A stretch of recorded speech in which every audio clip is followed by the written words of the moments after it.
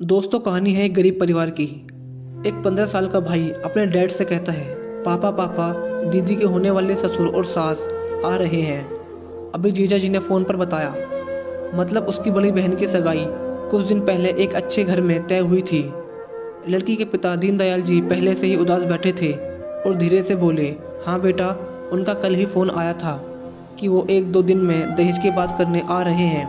बोल रहे थे कि दहेज के बारे में आपसे ज़रूरी बात करनी है। दीनदयाल जी अपने बेटे से कहते हैं कि बड़ी मुश्किल से यह अच्छा लड़का मिला था। कल को अगर उनकी दहेज की मांग इतनी ज़्यादा हो गई कि मैं पूरी नहीं कर पाया तो क्या होगा।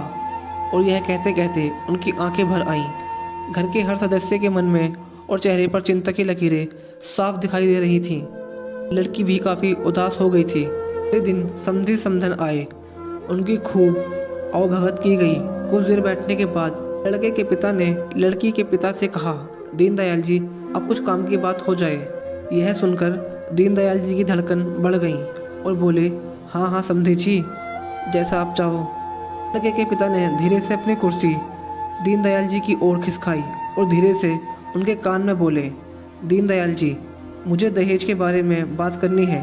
दीनदयाल जी हाथ जोड़ते हुए, आंखों में पानी लिए हुए बोले, बताइए समधी जी, जो भी आपको उचित लगे, मैं कोशिश करूँगा।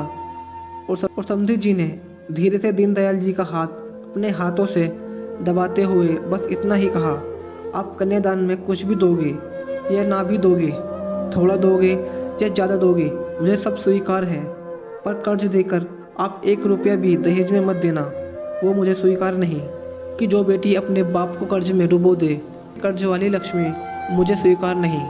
मुझे बिना कर्ज वाली बहू ही चाहिए, जो मेरे यहाँ आकर मेरी संपत्ति को 2 गुना कर देगी।